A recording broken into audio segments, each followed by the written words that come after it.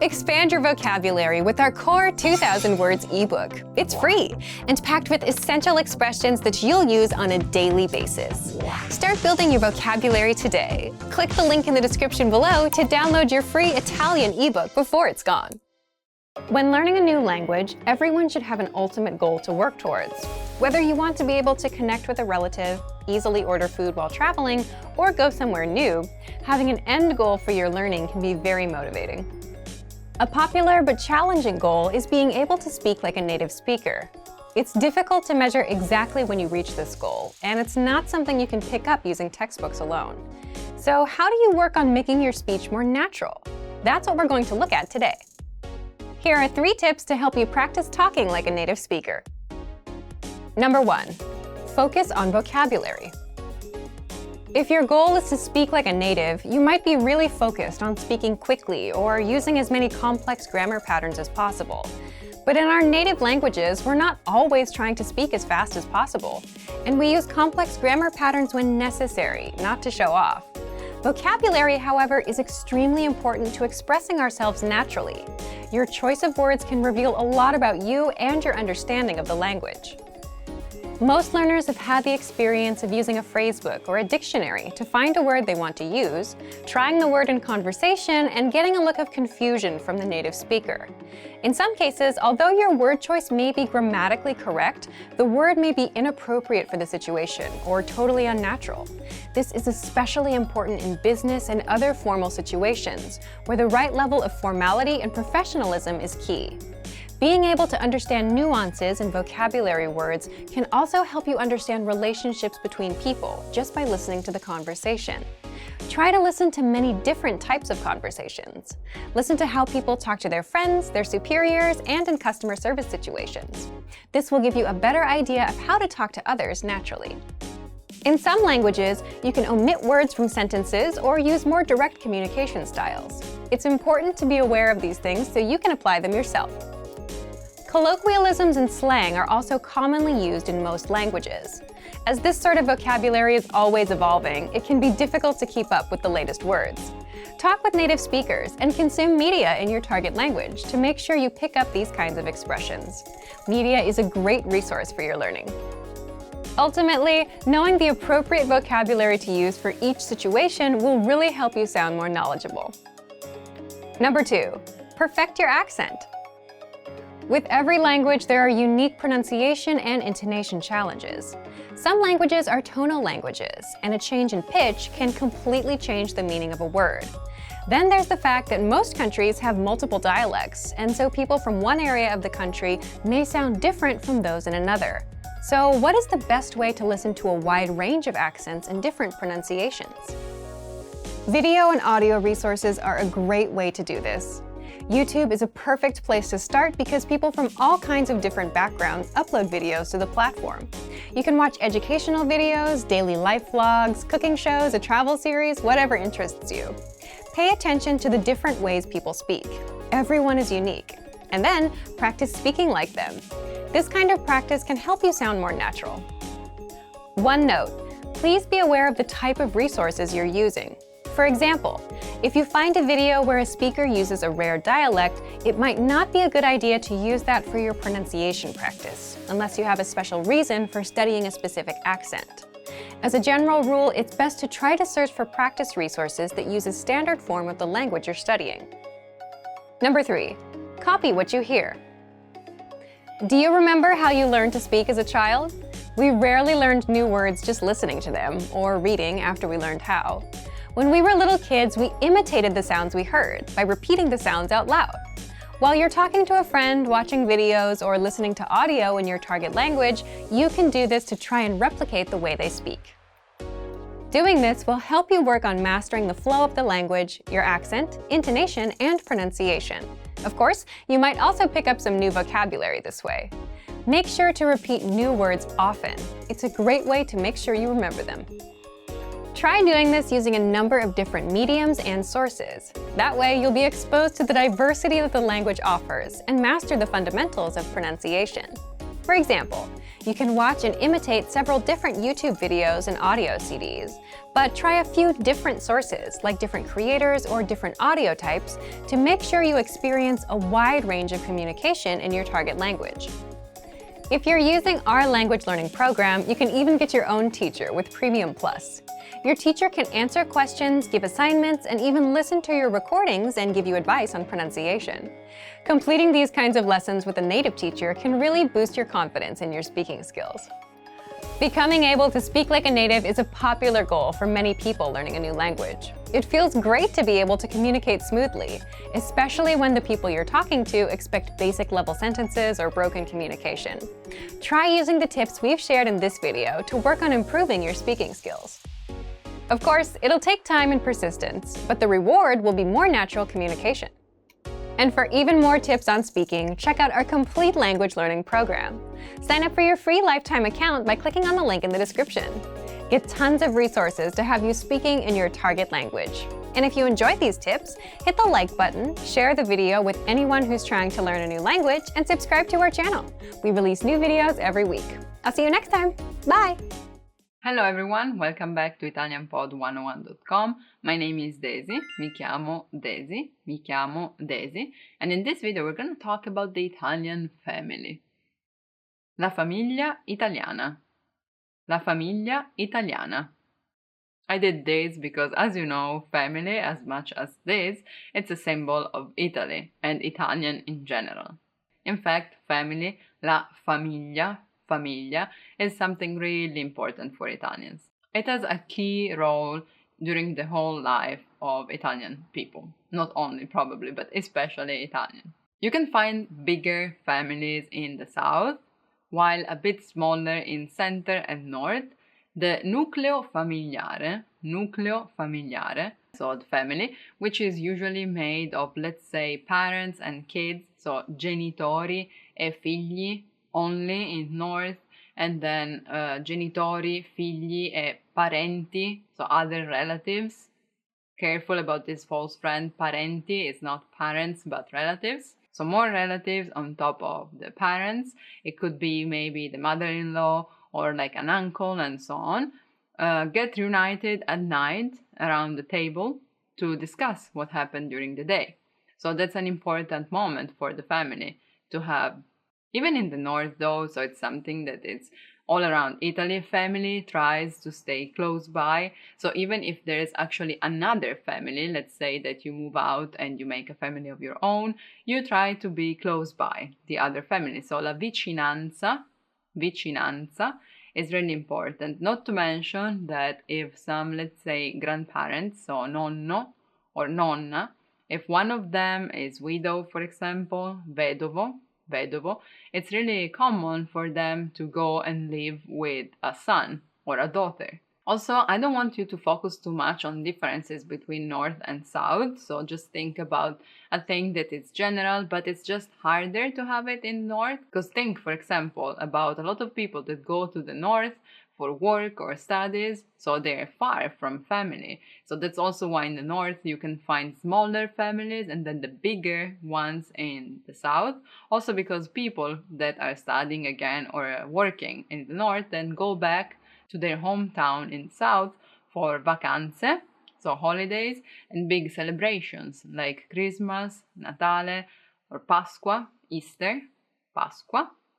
Even though people are getting married when they're older and older, like around 30s, and before it was way younger, even though that happens, it's common for people to live with their parents until they get married, or not even. There are people that actually live with their parents for all their lives, and when they get married, they go out. But if they don't really feel the need to be on themselves. Of course, it's not for everyone, but here in Italy, it's common to see, let's say, older people with family. I guess someone may call them mammoni, or cocco di mamma, which is usually referred to a guy, a male person that is really close and really attached to his mother, and that's also why they don't leave the nest, let's say. Even for people who leave the nest though, The mother and son relationship is really strong, and that's why you may also hear a lot about your suocera, mother-in-law. Because even if at home at night you reunite with your family only, then there's Sunday lunch. Il pranzo della domenica. Pranzo della domenica. It's a general tradition where people meet with la famiglia allargata. La famiglia allargata. So the larger family, let's say, not just the small one, so not just kids and parents, but also other relatives as well. And sometimes if you have childhood friends or partners, of course, they also get into this family. So it's more people that meet for lunch. And again, spend time together and talk about lives. They just enjoy eating and drinking. And in these lunches, and not only, but especially, nonna, grandmother, is really important because she may be helped by other women of the family, because let's say that it's still in the traditional family, the father was the one that worked and the mother the casalinga, so housewife, casalinga. So with women cooking and men, let's say, being at the table, playing with kids and so on, the nonna, the grandmother, has a key role in choosing the menu, for example, because she's the one cooking. Then people wait for everyone to be at the table before eating, of course. But also, as much as spending time inside houses with family, it's important for big celebrations such as matrimoni, weddings, compleanni, so birthday parties, or like baptism, and I don't know, anything really that you want to celebrate. It's common to go out for lunch or dinner. So the one who's inviting and actually celebrating something pays for the rest of the family. Not always, it depends on families, of course, but that's just to say that it's not only about eating inside, but also going outside to celebrate, just all together. In Italy, even though the babysitter, so it's the same word, babysitter, may be used for some hours, the nanny culture is not a thing, so there's no such tata is nanny, that takes care of the family for like the whole day, more days of the week, because it's usually the grandparents, I nonni, that take care of children, of I nipoti. Because as I was saying before, if not just like inside the same house, they live really close by, so they can help. In case they're not autosufficient, so you cannot take care of them instead, so you of your parent, it's common to use case di cura, nursing home, so where you put the elderly so they can be taken care of. As you may know from movies and books, l'orgoglio, so the pride of the family is really important, and that's why there are so many sagas and so on, even in the past, right? Just think about literature. But yeah, I would say that's still a thing nowadays, even though the traditional family may have changed a bit, because nowadays, of course, we talk about family even when we're talking about just cohabitating, so la convivenza, or there's civil unions, unioni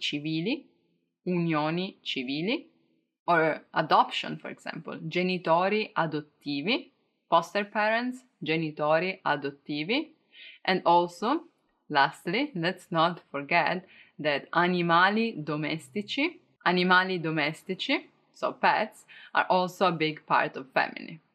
This is just a general idea of how an Italian family works and Italian family culture in general, as I was saying, but please let me know in the comments how it is in your country. And if you want to learn even more about Italian culture and language, just click the link in the description and download our PDF lessons to learn Italian in the fastest, easiest, and most fun way possible. Thank you for watching. I'll see you soon. Bye bye. Ciao ciao.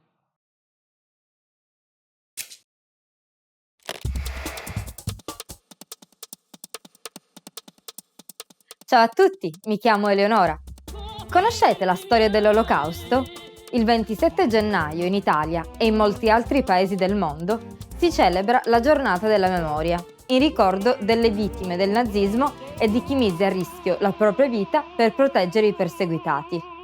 In questa lezione vedremo cosa si fa in Italia per celebrare questa giornata.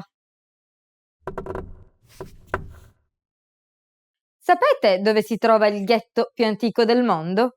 Vi daremo la risposta alla fine di questo video. Il 27 gennaio è stato scelto come data simbolo della fine dell'Olocausto perché nello stesso giorno del 1945 il campo di concentramento di Auschwitz fu liberato dall'esercito russo. La scoperta del campo di Auschwitz fu la prima rivelazione al mondo dell'orrore del genocidio nazista. Anche in Italia esistevano i campi di concentramento. Uno dei più conosciuti, ancora oggi visitabile, è quello di Fossoli in Emilia-Romagna. In questo giorno, soprattutto nelle città italiane che furono teatro delle persecuzioni naziste, come Roma, o che ancora oggi sono sede di comunità ebraiche, vengono organizzati eventi per ricordare. Ad esempio, quasi ogni anno, il Museo Monumento del Deportato di Carpi ospita una mostra straordinaria. L'Olocausto in Italia è rimasto anche in diverse testimonianze artistiche e letterarie e senza dubbio, se questo è un uomo di Primo Levi, è il romanzo simbolo di questo filone. Primo Levi, scrittore ebreo italiano, visse in prima persona la deportazione.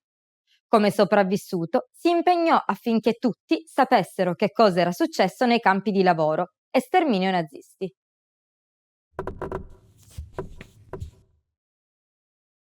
Tra le opere più recenti dedicate a questa tragedia, invece, troviamo il film La vita è bella di Roberto Benigni, che con grande abilità ha ritratto la realtà dei campi di concentramento, pur riuscendo a far sorridere i propri spettatori. E ora vi darò la risposta al quiz iniziale. Sapete dove si trova il ghetto più antico del mondo? Si trova a Venezia, fu creato nel XVI secolo e pare che la parola ghetto derivi proprio dal nome che era dato a questo luogo, il ghetto, cioè la fonderia in dialetto veneziano, anticamente situata in quella zona. Com'era questa lezione? Avete imparato qualcosa di interessante? Anche nel vostro paese il 27 gennaio si celebra la giornata della memoria? Lasciateci un commento sul sito italianpod101.com. Arrivederci alla prossima!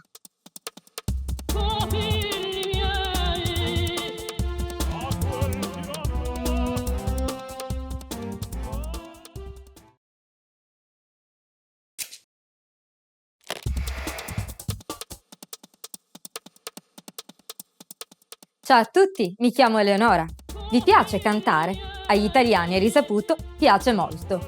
Sarà per questo che da ormai più di 60 anni, ogni anno, verso la fine di febbraio, si svolge sempre una rinomata manifestazione canora, il Festival della canzone italiana di Sanremo. In questa lezione vi racconterò di questo festival e di quello che significa per gli italiani. Sapete a quale percentuale corrisponde l'indice di ascolto di Sanremo? Vi daremo la risposta alla fine di questo video. Il Festival di Sanremo è uno degli eventi televisivi più attesi dell'anno. Si svolge presso il Teatro Ariston di Sanremo, piccola cittadina ligure, e viene trasmesso in diretta televisiva e radiofonica dalla RAI. Dura dai 5 ai 7 giorni e consiste in una gara tra cantanti, al termine della quale viene proclamato un vincitore.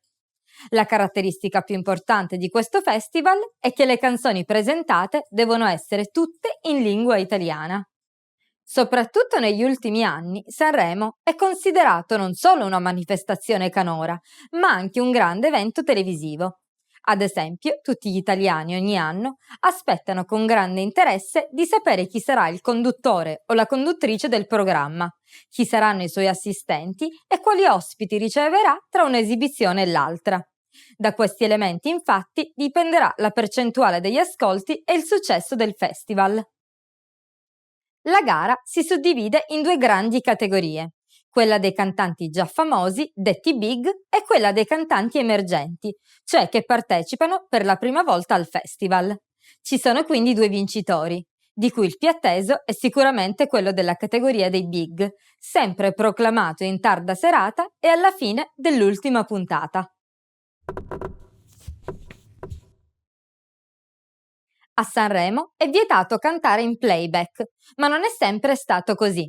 Negli anni '80 pare che il playback fosse d'obbligo, come dimostra la provocazione del cantante Vasco Rossi, che nel 1983 lasciò il palco prima che la sua canzone finisse. E ora vi darò la risposta al quiz iniziale.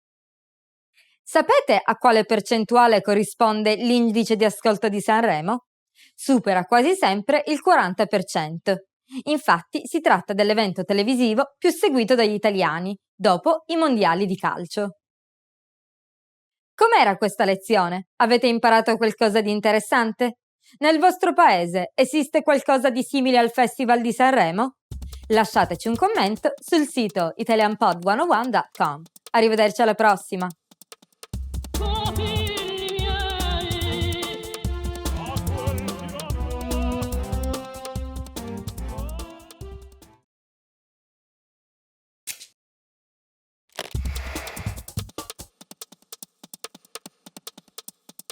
Ciao a tutti, mi chiamo Eleonora. Siete mai stati a Venezia? Questa città, oltre ad essere una delle più belle d'Italia, ogni anno, all'inizio di settembre, diventa lo scenario della mostra internazionale d'arte cinematografica, conosciuta più comunemente come Mostra del Cinema. In questa lezione vi parlerò di questo evento.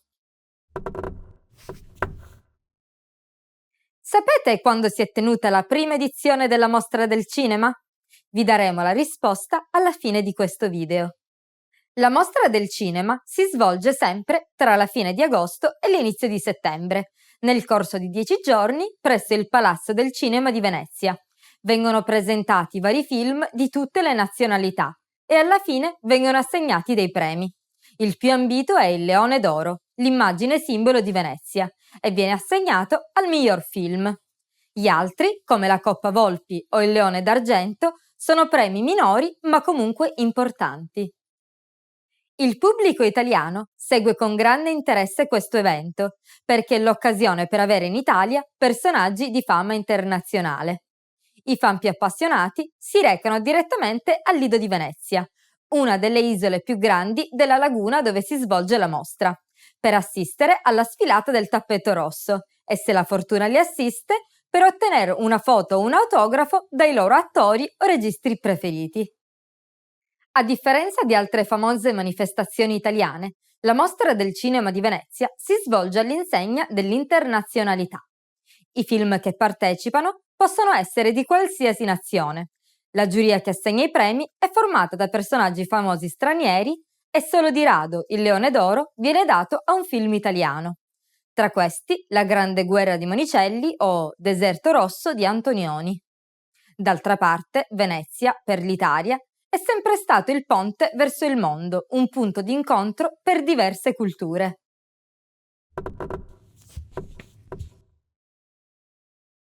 L'arrivo di numerosi personaggi famosi a Venezia per la mostra è anche l'occasione giusta per scatenare paparazzi e riviste di gossip. Non per caso la parola paparazzo è di origine italiana, usata per la prima volta da Fellini in La Dolce Vita. E ora vi darò la risposta al quiz iniziale. Sapete quando si è tenuta la prima edizione della Mostra del Cinema? Nel 1932.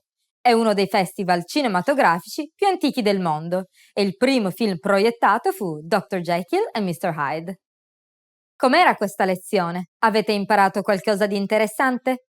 C'è nel vostro paese una mostra dedicata al cinema? Lasciateci un commento sul sito italianpod101.com. Arrivederci alla prossima!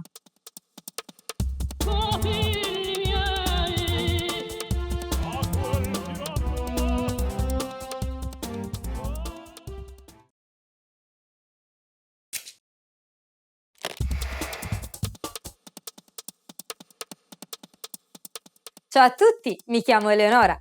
Scommetto che almeno una volta nella vita tutti voi abbiate mangiato la pizza. Vi è piaciuta? Forse è il piatto italiano più famoso in assoluto.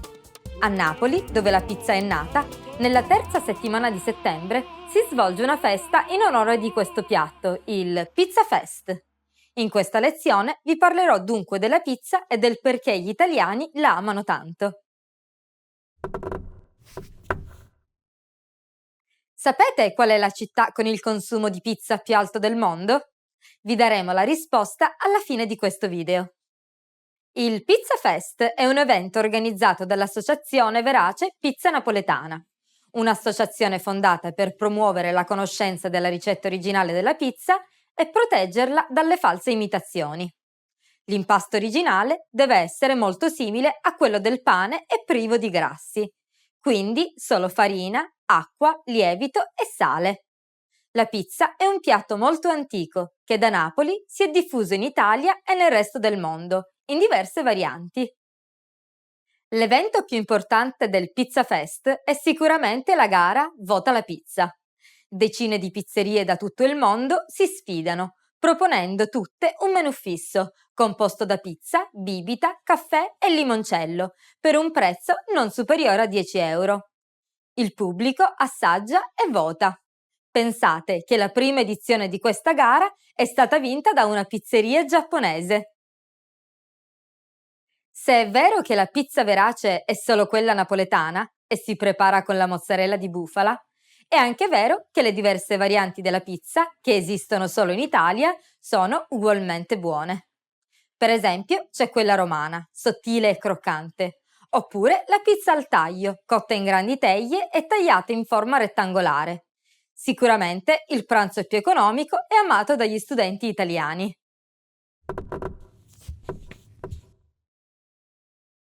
La famosa pizza margherita si chiama così in onore della regina Margherita, per la quale nel 1889 un pizzaiolo napoletano creò questa ricetta con i colori della bandiera italiana: il basilico verde, la mozzarella bianca e il pomodoro rosso. E ora vi darò la risposta al quiz iniziale. Sapete qual è la città con il consumo di pizza più alto del mondo? Non è una città italiana, ma è New York, dove da sempre gli immigrati italiani sono presenti in grande numero. Pensate che in media un newyorkese mangia più di 10 kg di pizza all'anno. Com'era questa lezione? Avete imparato qualcosa di interessante? Esiste una ricetta di pizza tipica del vostro paese? Lasciateci un commento sul sito italianpot101.com. Arrivederci alla prossima!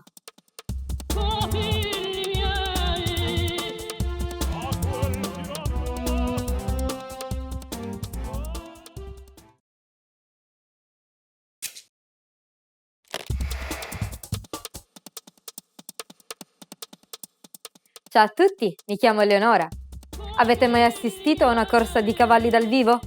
In Italia una delle più famose ed antiche è quella del Palio di Siena, che si svolge 2 volte all'anno, il 2 luglio e il 16 agosto, a Piazza del Campo.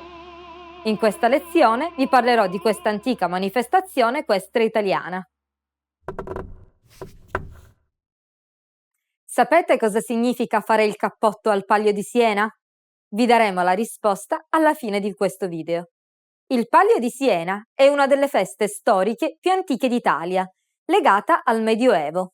Probabilmente il primo palio fu indetto nel 1260 per festeggiare la vittoria di Siena contro Firenze, durante la battaglia di Monte Aperti. Il palio consiste in una corsa di cavalli tra le cosiddette contrade, cioè gli antichi quartieri di Siena, in tutto 17. Di norma si svolge 2 volte all'anno in estate, ma in alcune occasioni speciali, come la missione sulla Luna del 1969, viene organizzato anche a settembre. I fantini che partecipano al palio sono abilissimi. Devono cavalcare senza sella e fino a 3 giorni prima della gara non sanno quale sarà il loro cavallo, che viene estratto a sorte. Tutto ciò aumenta l'imprevedibilità dell'esito della gara. Nel giorno del palio, migliaia di persone si riversano in Piazza del Campo, dove viene allestita una pista con del terriccio. Il momento più teso della gara è quello della partenza, perché è molto difficile far allineare i cavalli prima della partenza. Vince il cavallo che per primo completa 3 giri della piazza. Anche se il cavallo arriva senza fantino, viene comunque proclamato vincitore. Spesso, a causa della pendenza della piazza e della confusione che si crea durante la corsa, i cavalli cadono oppure i fantini vengono disarcionati. Vincere il palio per una contrada non soltanto significa ricevere in premio il drappellone, cioè la bandiera trofeo, significa anche avere fortuna per tutto l'anno. Per questo i festeggiamenti sono sfarzosi e durano un'intera settimana.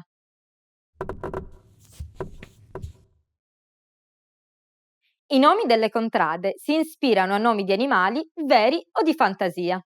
Le contrade che hanno vinto più spesso il palio sono l'oca e la chiocciola, mentre la pantera e l'aquila sembra che siano le più lente. E ora vi darò la risposta al quiz iniziale. Sapete cosa significa fare il cappotto al palio di Siena? È un modo di dire senese e indica la vittoria consecutiva della stessa contrada durante i due palii. Com'era questa lezione? Avete imparato qualcosa di interessante? Nel vostro paese ci sono feste antiche come il Palio di Siena? Lasciateci un commento sul sito italianpod101.com. Arrivederci alla prossima!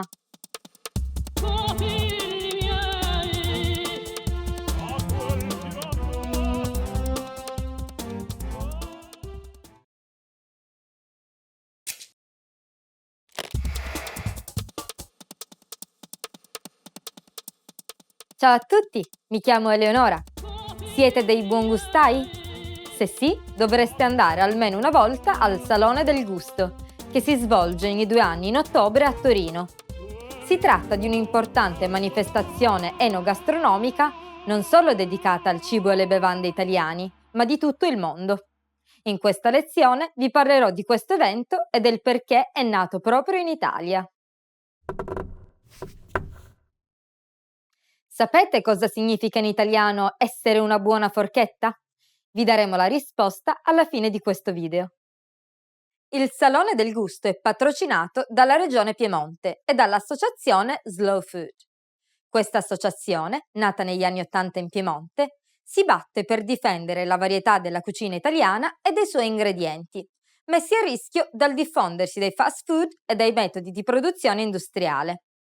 Inoltre, in questi ultimi anni, i suoi obiettivi si sono allargati al mondo intero, per tentare di salvaguardare la biodiversità degli alimenti di tutta la terra e l'originalità delle cucine di ogni nazione. Uno degli elementi più celebrati al Salone del Gusto è costituito dai cosiddetti presidi di slow food. I presidi sono alimenti, piante o animali che per la loro unicità vengono tutelati in modo che non vadano persi o dimenticati. Solo in Italia ce ne sono più di 200, tra i più famosi il pistacchio verde di Bronte e la mortadella classica di Bologna. Uno degli stand più frequentati del Salone del Gusto è sicuramente quello dell'Enoteca, dove si possono degustare vini da tutti i vigneti d'Italia, a meno che non ci si ubriachi dopo il primo bicchiere. Un altro luogo interessante è il Honey Bar, dove sono raccolte varietà di miele da tutti e 5 i continenti.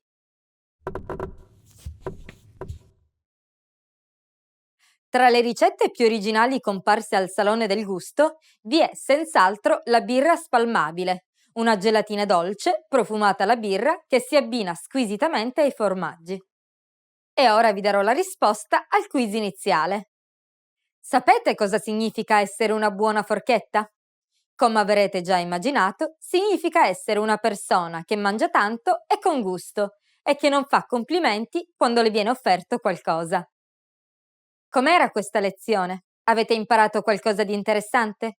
Quali sono le specialità gastronomiche del vostro paese? Lasciateci un commento sul sito italianpod101.com. Arrivederci alla prossima!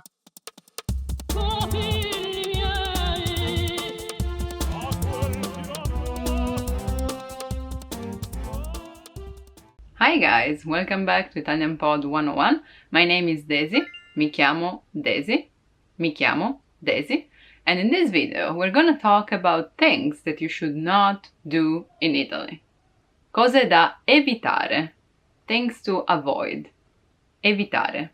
I've thought about this for a while and I realized that everything has to do with food. And of course, I'm excluding things that are not permitted by law, so I'm just talking about manners or anyway things that would make people go like this when you do that. Okay? So, if you want to be socially accepted, try to avoid the followings. First of all, let's not order a cappuccino after a meal. Ordinare un cappuccino dopo un pasto. Order a cappuccino after a meal. Pasto is meal. It's a big no-no, okay? You can have coffee.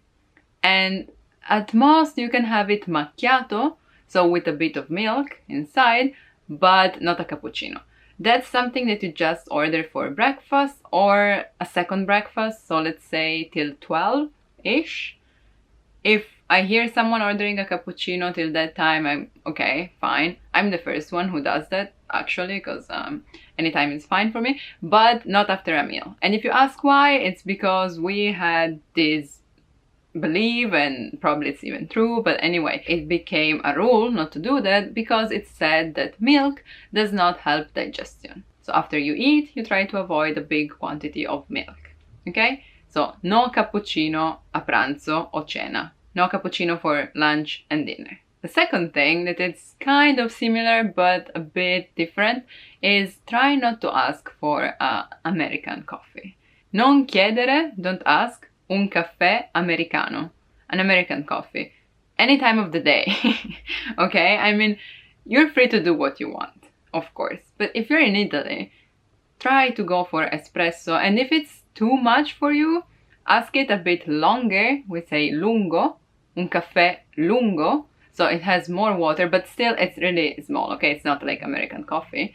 Or with milk, as I said before, macchiato, technically stained, with a bit of milk on top, or cappuccino if it's before 12, okay? But try to avoid the word americano and caffè together, mostly because some people don't even know what it is. I mean, we do know what it is, but it's not common to ask for that, so they would just go like, what? Also because I believe americano, sometimes it's a name of a cocktail, but we don't really associate that with coffee, so yeah, don't do that if you don't want people to go like, scusa cosa?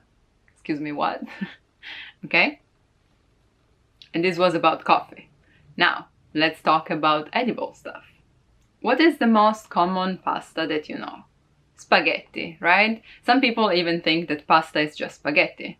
Let's say, for everyone, for once and all, it's not true. We have many, many kinds of pasta, right? It's like corta or lunga, penne, farfalle. There are really many, many shapes. Spaghetti is the most common one, okay? Fine. Please, do not cut them. Like, no. In Italy, you see that only sometimes with children. Like, I remember my grandma and my mom used to like cut those because they didn't want me to choke on them. So that was acceptable. But that's the only thing. Like, that's when you do that for kids. But if you're having spaghetti, you commit to eat them in their length. Tagliare gli spaghetti. So, tagliare, cut, gli spaghetti, no. Some people are even upset when you're cooking spaghetti and you break them, like in order to fit them in the pot. That's also something that you should avoid. I mean, some people do that, Italians as well, but a lot of people are just like, you are betraying your country, so you should just leave right now. So if you can avoid to do that, just in case, but for sure when you're eating them, don't use the knife. And technically, I know it's tolerated and a lot of people do that, technically you're not even supposed to use the spoon. So you're not allowed, let's say, to help yourself with the spoon and like turn them on the fork, okay, to wrap them around. You just have to use the fork and the plate. And if you cannot do that, you don't eat spaghetti. I'm sorry. I'm kidding, of course. I'm just saying you can do whatever you want. Another thing that you're not supposed to do, and this applies to all Italians as well, not only you as a tourist or as a foreign, let's all remember that it's not a good manner to rifiutare il cibo, to refuse, to say no thanks to food. Okay? Rifiutare il cibo. Of course you can refuse that when they're asking you to buy it, but I mean in a family or like in a group of friends, and especially with grandmas, really endure it and try. Worst thing, you just accept it and then take forever to eat that, or just like have a bite and then put it there, it's still better than saying no thanks, because people really get offended and you don't want to do that, right? When we offer you some food, it's because we're really trying to share with you what we have and to show you that we care for you. So unless you're like allergic and you're gonna die if you eat something, that's fine. Try to avoid to refuse food. And coffee as well, you know, when people are just like, hey, let's go grab a coffee, or I'll make you coffee when you go visit them at home. Yes, please. Sì, grazie. Molto volentieri. Gladly. Okay, you can say, no, really, sono pieno, I'm full. And that's kind of acceptable, but you should always have some space. Yeah, come prepared with a big stomach and get ready to eat a lot. But if there is something you should not eat in Italy, okay, not even ask for, like the Americano, but that was for drinking, but for eating, please don't chiedere la pasta Alfredo. Ask for Alfredo's pasta. We have no idea what that is or who even Alfredo is. I know it's a thing in the world, but the first time people asked me, I was just like, who? Is it like a famous restaurant or something? It's like the Napolitan sauce, right? I know it's famous all over the world, but it's not what we associate that with. And in particular with Alfredo, we have no clue. Like, maybe restaurants, because they've been asked a lot, but it's not a thing. So, I mean, you can ask for Alfredo's pasta, but I can't guarantee what you're gonna get. Maybe avoid that. Just go with what they have on the menu, or for the classic carbonara, sugo, pesto, and you'll be fine. So those were the 5 things that you should not do in Italy, but I have an extra one which is not related to food, but also really important, okay? Non avere fretta. Don't be in a hurry, okay? Like, really, first of all, because you're probably on vacation, so don't do that. It's better for you to relax. But also, if you're living here or if you're visiting for a longer period, just put your mind at ease. Don't be in a hurry, because it's gonna go wrong. I'm not saying that we're all just relaxed and not doing stuff. No, we do have times and schedules, but you have to keep in mind that transportation may not be punctual, like buses, trains, anything. Sometimes there are strikes and people on the street are also really slow, like with the car. Some people just park where they shouldn't, so you maybe can't pass by, or people just stop to say hi to other people that they meet on the street. So relax, okay? Or like people like to talk, right? So even when you're buying something, maybe the guy before you knew the stuff, the clerk, so they're talking a bit. Relax, take your time. You're in Italy, okay? Let me know in the comments if there are things that you're worried about, like if you should or not do something. Remember to like and subscribe, and if you still haven't done it, you can sign up for your free lifetime account on ItalianPod101.com in order to learn Italian in the easiest, fastest, and most fun way possible. Thank you for watching. I'll see you soon. Ciao ciao. Not too soon, because remember, we like to take it slow. I'm kidding. Ciao ciao.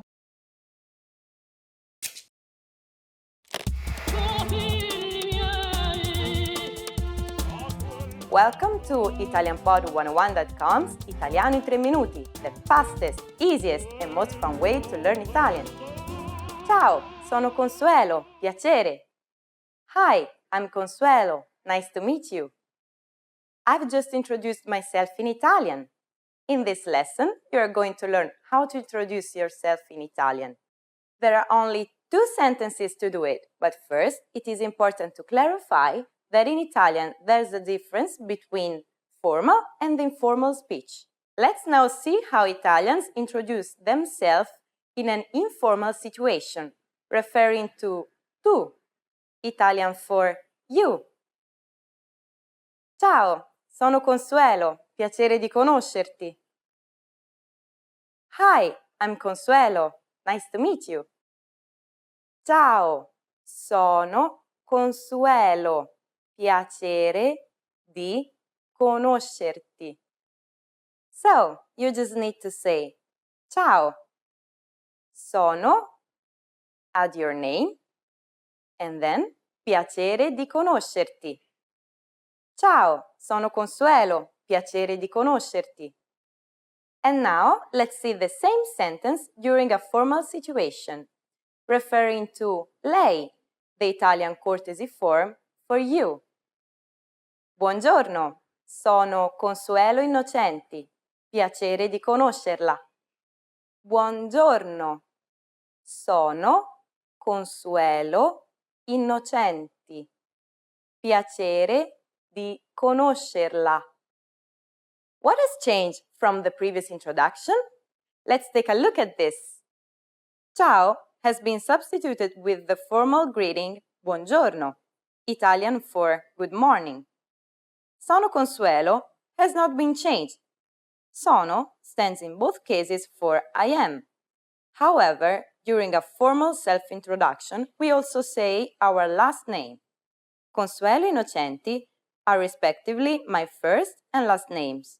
Finally, the sentence piacere di conoscerla has switched conoscerti into conoscerla, since conoscerla is referred to lei, the Italian formal courtesy form for you.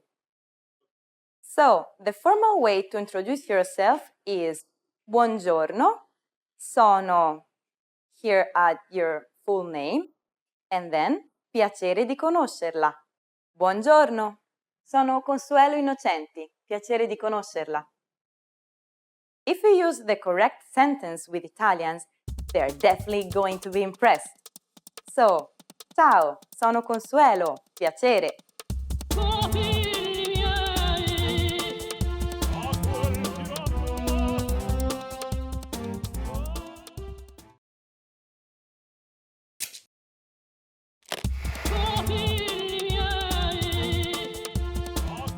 Ciao a tutti, sono Consuelo. Hi everybody, I'm Consuelo and welcome back to ItalianPod101.com's Italiano in 3 minuti, the fastest, easiest and most fun way to learn Italian. In the last lesson, we learned how to introduce ourselves in Italian. As good manners are always a must, this time we are going to learn how to thank people. So, siete pronti? Are you ready? Cominciamo! Let's start! There are several ways to thank someone. Let's start with the easiest. It's just one word. Grazie. Grazie. Grazie means thank you.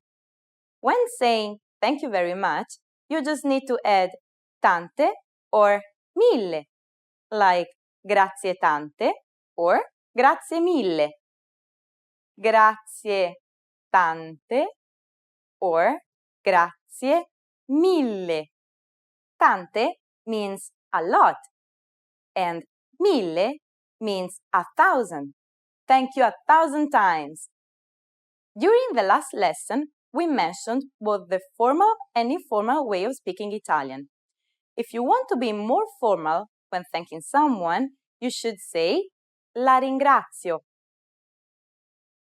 La ringrazio. That was the formal way to say thank you when referring to lei, the Italian courtesy form for you. Ringraziare is the infinitive form of the verb to give thanks, to be grateful. How to answer? It's easy. There are basically 2 different ways to do it. The first is prego. Prego means you're welcome. The other way to say you're welcome is the expression non c'è di che. Non c'è di che means there's nothing about it. So, when someone is saying grazie to you, we can simply reply with prego or non c'è di che. Sometimes we can say them both, like prego, non c'è di che. For example, if someone is giving you something, grazie mille. Prego.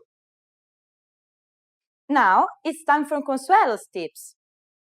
Remember, when in doubt, when it is more appropriate to use grazie or la ringrazio, keep it simple is always your safest bet.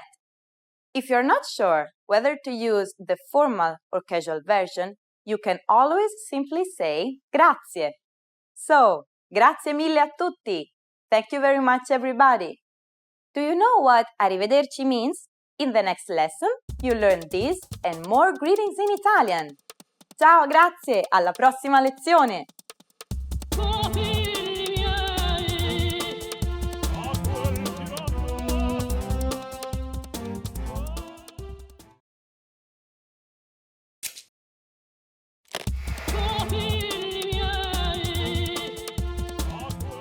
Ciao a tutti, sono Consuelo.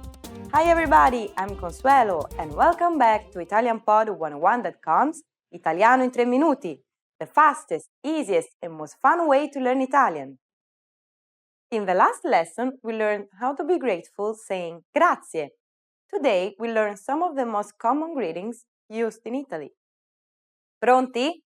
Are you ready? Allora, cominciamo! Let's start! The most used informal greeting is ciao. Ciao. Ciao means hi, hello, and goodbye. That's why we use it when we meet, but also when we leave. We should only use this greeting with relatives or friends. And now, let's talk about some more formal greetings. The one you're used to hear in Italy and at ItalianPod101.com is buongiorno. Buongiorno. Literally, buongiorno means good day. However, we could also interpret it as good morning or good afternoon. As a rule of thumb, we can use buongiorno only during the daytime from morning until evening. During the evening, we say buonasera. Buonasera. So, since sera obviously means evening, buonasera stands for good evening. Buongiorno and buonasera are used when we meet someone, but when we leave, we don't say them again. In this formal situation, Italians use arrivederci. Arrivederci. Arrivederci means goodbye. Finally, in Italian, we use the expression meaning see you soon, that can be considered both formal and informal. That is, a presto. A presto. Now, you can greet people in many different ways in Italian. Ciao. Ciao.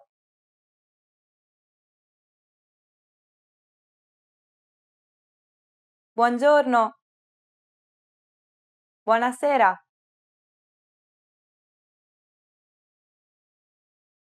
Arrivederci. Arrivederci.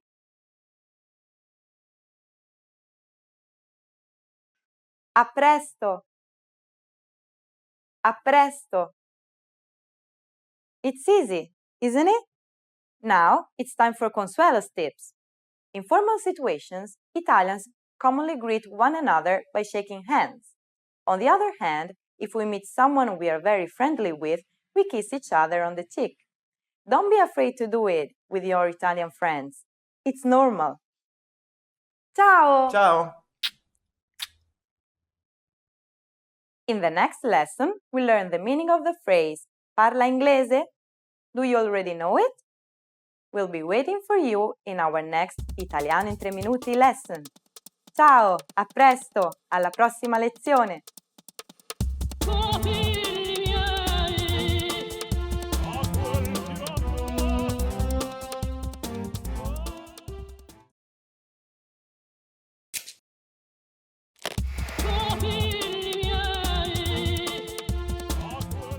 Ciao a tutti, sono Consuelo.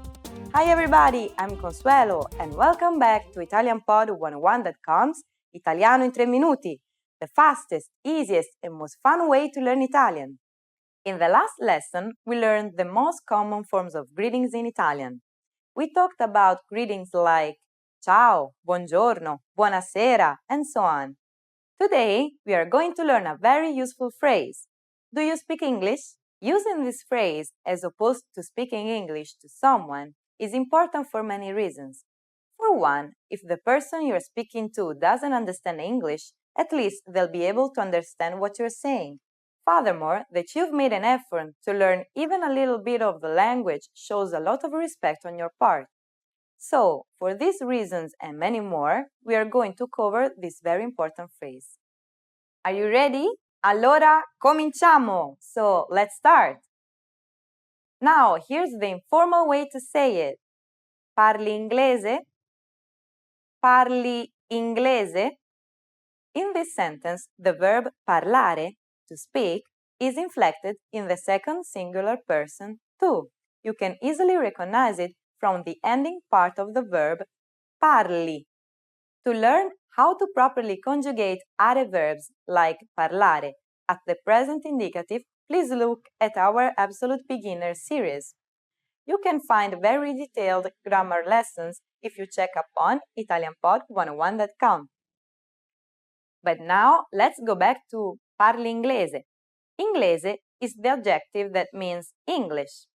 When asking the question, do you speak English in a formal situation, you should switch the verb parlare into the third singular person, lei. The result is parla inglese?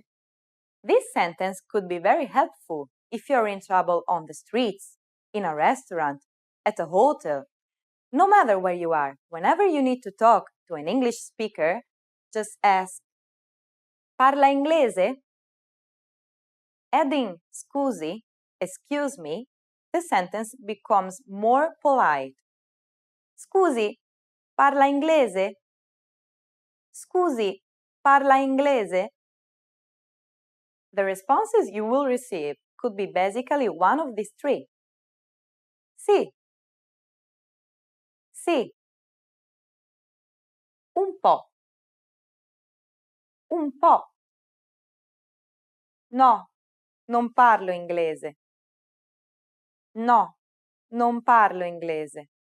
Since this last one is a negative statement, we should say non before the verb. With io, Italian for I, the verb changes into parlo. That is why I do not speak is non parlo. Non parlo. Now it's time for Consuelo's tips.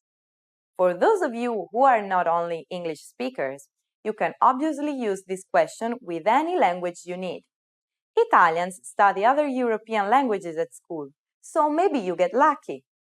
Just substitute inglese with francese for French, spagnolo for Spanish, and tedesco for German. In today's lesson, we mentioned scusi. In the next lesson, we'll learn these and other ways to apologize in Italian. It's never too late to show your good manners with Italian people. I'll see you in our next Italiano in 3 minuti lesson. Ciao, alla prossima lezione!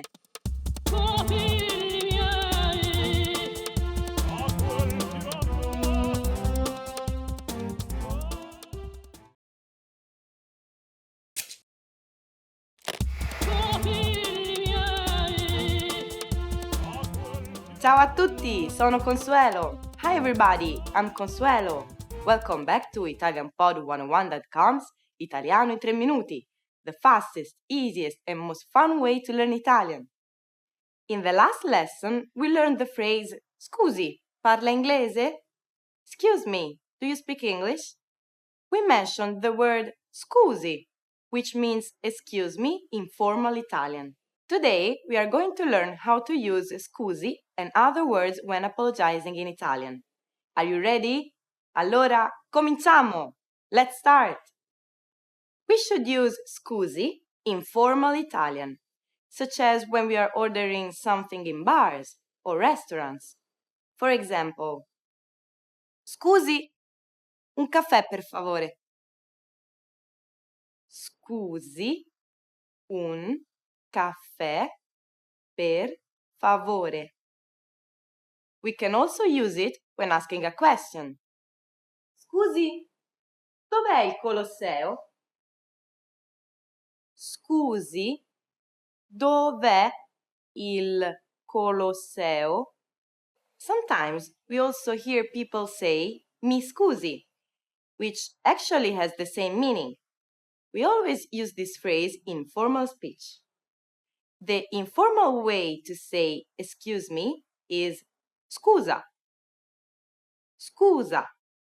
We can use scusa when asking a friend or a relative a question. For example, scusa, che ore sono? Scusa, che ore sono? Or when apologizing. Scusa, sono in ritardo.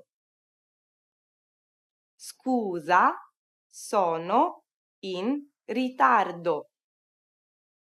Instead of scusa, we can also say scusami, which has the same meaning. Besides scusi and scusa, if we want to apologize for something, we may use mi dispiace, Italian for I am sorry, in both formal and informal situations. Someone might tell us mi dispiace in a formal situation. For example, the waiter of a restaurant could say mi dispiace, ma I calamari sono finiti. Mi dispiace, ma I calamari sono finiti. Or, in an informal situation, when you need to apologize to a friend, you could say mi dispiace per ieri. Mi dispiace per ieri. Now it's time for Consuelo's tips. Please remember that in Italy, if you accidentally bump into someone, we don't say I am sorry, mi dispiace. Instead, we say scusi, excuse me. My last tip for today is this. When you want to apologize in a deeper, more heartfelt way, you can add the adverb molto or tanto next to mi dispiace, saying mi dispiace molto or mi dispiace tanto. Hey guys, please tell me, are you able to count in Italian? What is the name of our lessons? Italiano in 3 minuti. You see, you already know a number. 3. In the next lesson, we will learn the numbers in Italian from 1 to 10. 3, 2, 1, via!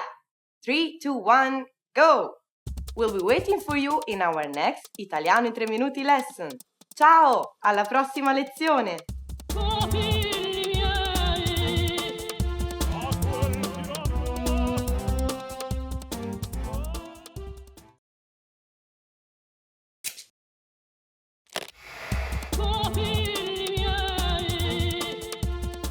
Ciao a tutti, sono Consuelo. Hi everybody, I'm Consuelo. Welcome back to ItalianPod101.com's Italiano in 3 minuti, the fastest, easiest, and most fun way to learn Italian. In the last lesson, we learned some words used when apologizing in Italian, including scusi and mi dispiace. Today, we are going to learn numbers.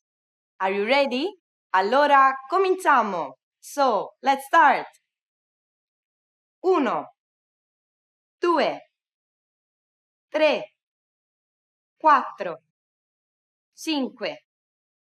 6, 7, 8, 9, 10. Okay, now repeat after me. I'll say the numbers and give you time to repeat each one. 1, 2, 3, 4, 5,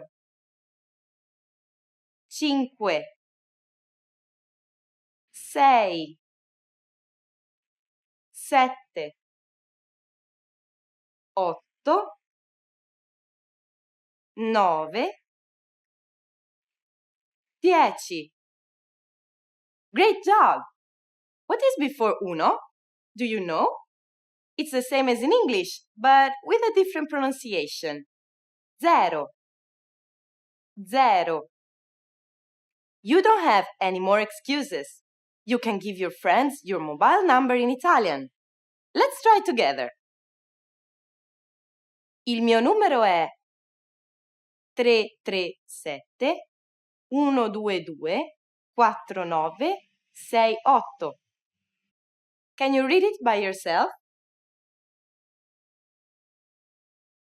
337 122 49 68. Now it's time for Consuelo's tips. When we buy groceries in Italy in shops or supermarkets, we usually have to stand in line with a number. When it's your turn to check out, they scream, numero uno, numero 10, and so on. You must be ready. In the next lesson, we are going to learn the numbers from 10 to 100. Your task now is to practice the numbers we studied in this lesson, from 1 to 10. 3, 2, 1, via! 3, 2, 1, go! We'll be waiting for you in our next Italiano in 3 minuti lesson. Ciao! Alla prossima lezione!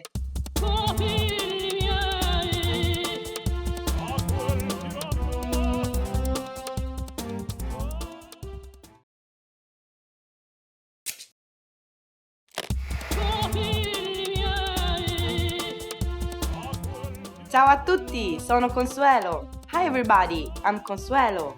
Welcome back to ItalianPod101.com's Italiano in 3 minuti, the fastest, easiest, and most fun way to learn Italian. In the last lesson, we learned the numbers from 1 to 10. Do you remember them? Here I'll tell you again. 1, 2, 3, 4, 5, 6, 7, 8, 9, 10. And now let's continue from 11. 11, 12, 13, 14, 15, 16, 17,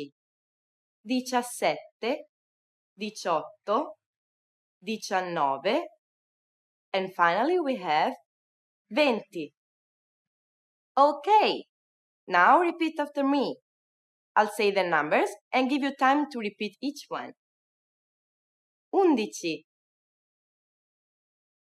12, 13, 14,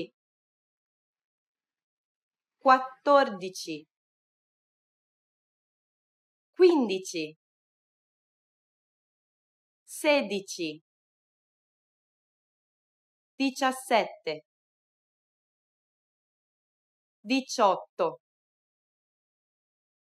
18, 19, 20.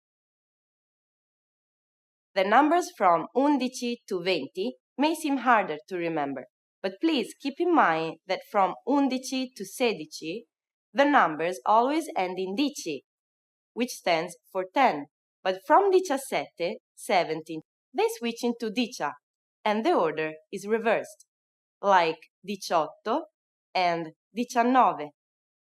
Counting from 10 to 100 is super easy. Now I'll give you the tens.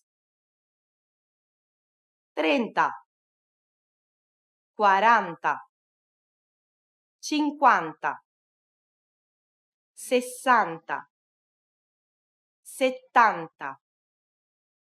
80, 90, 100. We form Italian compound numbers above 20 by simply adding each element in successive order. So, take the tens and simply add the numbers you learned in the previous lesson. Let's try it out by forming some of these numbers. Take the number 56. 50 is 50, and then add 6. 6. 56. It's done! Isn't that easy? Let's make another number. For instance, 99. Take 90, 90, and then add 9. 9. 99. Now, be sure to pay attention.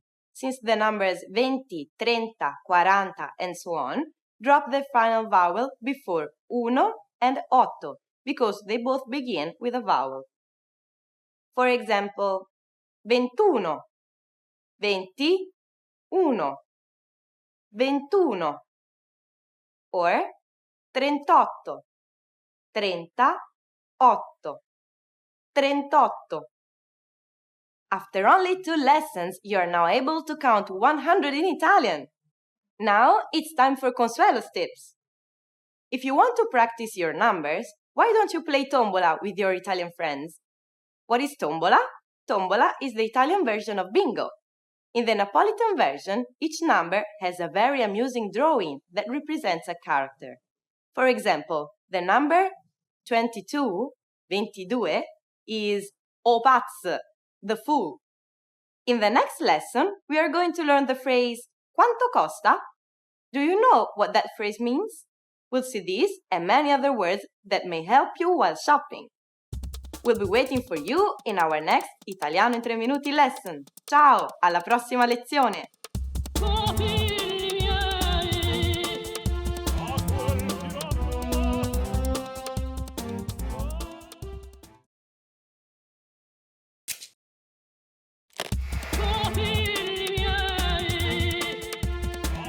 Ciao a tutti, sono Consuelo. Hi everybody, I'm Consuelo and welcome back to ItalianPod101.com's Italiano in 3 minuti, the fastest, easiest and most fun way to learn Italian. In the last lesson, we learned how to count in Italian. I hope you spent enough time practicing the numbers. They will be useful for this lesson because we're going to learn how to ask, how much is it? The phrase, how much is it, is quanto costa? Quanto costa? Are you ready for some unchecked shopping in Italy? Let's practice together. The first thing to say to a shop clerk is scusi. Do you remember what that means? Excuse me. So, scusi, quanto costa? Scusi, quanto costa? If we want to be more specific when asking how much is this, we should add questo when referring to a masculine object or questa when referring to a feminine object. Quanto costa questo? Quanto costa questa? For example, hat is a masculine noun. Cappello. Scusi, quanto costa questo cappello? And what about feminine nouns? Skirt in Italian is feminine, gonna. So, scusi, quanto costa questa gonna? At this point, the shop clerk can answer by saying costa bla bla bla, sono bla bla bla, fanno bla bla bla. For example, sono 39 euro, fanno 39 euro, or costa 39 euro. What number is 39? I'm not telling you. Okay, it's 39. It costs 39 euros. Now it's time for Consuelo's tips. A quicker way to ask how much is quant'è, which literally means how much is.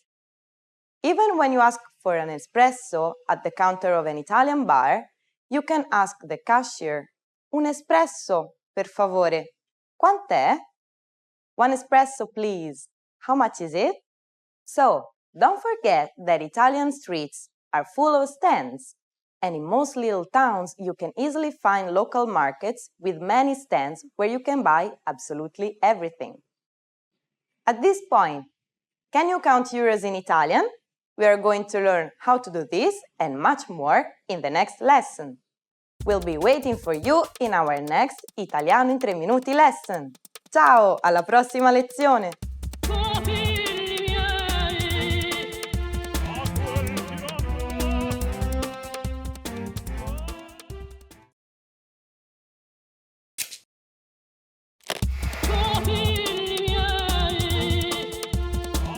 Ciao a tutti, sono Consuelo. Hi everybody, I'm Consuelo and welcome back to ItalianPod101.com's Italiano in 3 minuti, the fastest, easiest and most fun way to learn Italian. In the last lesson, we learned the phrase quanto costa? How much is it? Today, let's see how we could answer the question by counting euros in Italian. In Italy, the currency is the euro. Please pay attention to this word's pronunciation. In Italian, we pronounce it as it is written. Euro. Euro. The currency includes 5, 10, 20, 15, 100, 200, and 500 euro bills, and 1, 2, 5, 10, 20, and 50-cent coins, and 1 and 2 euro coins. There are 100 cents in 1 euro. Let's try to say prices in Italian. Let's start with 26 euros and 56 cents. 26 euro e 56 centesimi. 26 euro e 56 centesimi. Un centesimo is 1 cent, and centesimi is the plural form of cents. This is really straightforward. First we say the number of euros, then euro, then the number of cents, and finally centesimi. Let's try another example. 34 euro e 60 centesimi. 34 euros and 60 cents. 34 euro e 60 centesimi. Get ready for the next example. This one's longer. 99 euro e 99 centesimi. 99 euros and 99 cents.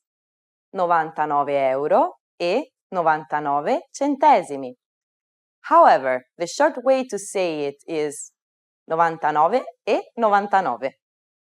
In this case, it might not be immediately clear which number is euros and which is cents, but remember that the two numbers are separated by e, which means and. So, before the e, you have always the euros, and after the e, you have the cents. Now let's see two practical examples. Sono 44 euro e 90 centesimi. Sì, 44 euro e 90 centesimi.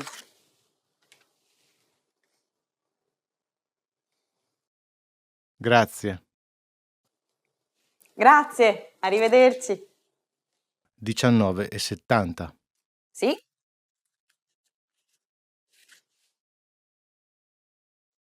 Ecco a lei il resto. Grazie, arrivederci. As you have seen, in both cases, we used the formal Italian courtesy form for you, lei. In the last scene, the clerk doesn't say euro and centesimi, and he gives me the change. Did you understand the word he used for change? Let's see this last scene again. 19,70. Sì?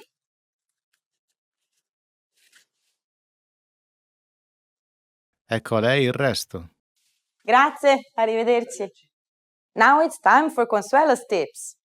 The euro has been the Italian currency since 2002, when most countries of the European Union adopted. Before the euro, the currency in Italy was the lira.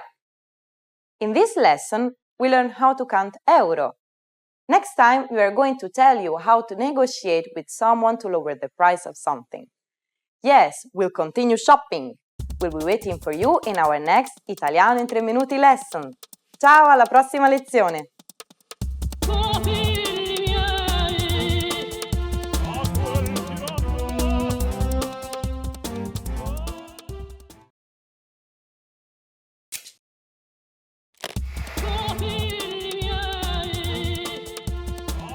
Ciao a tutti, sono Consuelo. Hi everybody, I'm Consuelo and welcome back to ItalianPod101.com's Italiano in 3 minuti, the fastest, easiest and most fun way to learn Italian. In the last lesson, we learned how to count euros. Did you practice at home? Today we are going to learn another useful phrase that you can use in your shopping time. Can you give me a discount? In Italy, haggling is very common, especially at the bancarelle, which are little stands in local markets that we call mercatini. On the other hand, we don't do it in shops. Are you ready? Allora, cominciamo! Let's start!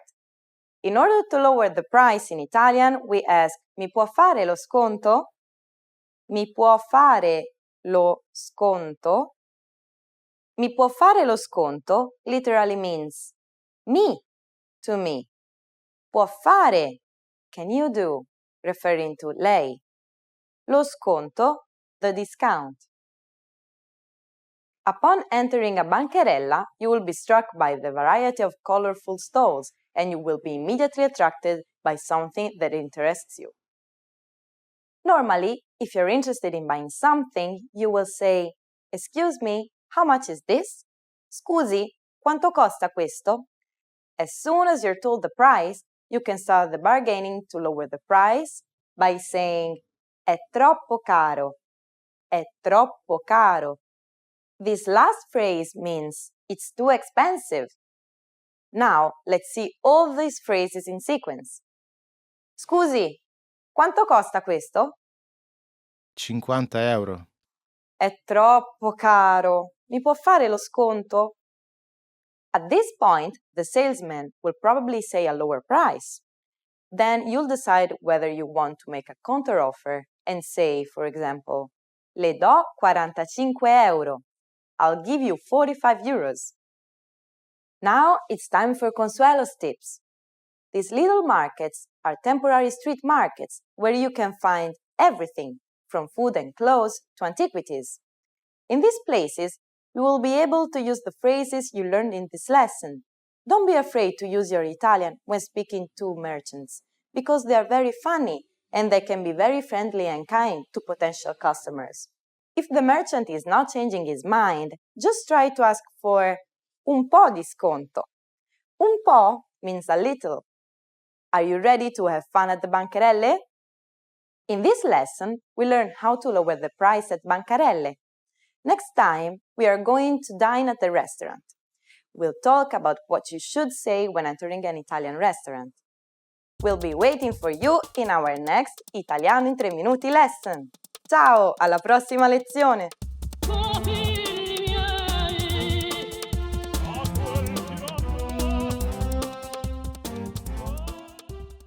Expand your vocabulary with our Core 2000 Words ebook. It's free and packed with essential expressions that you'll use on a daily basis. Start building your vocabulary today. Click the link in the description below to download your free Italian ebook before it's gone.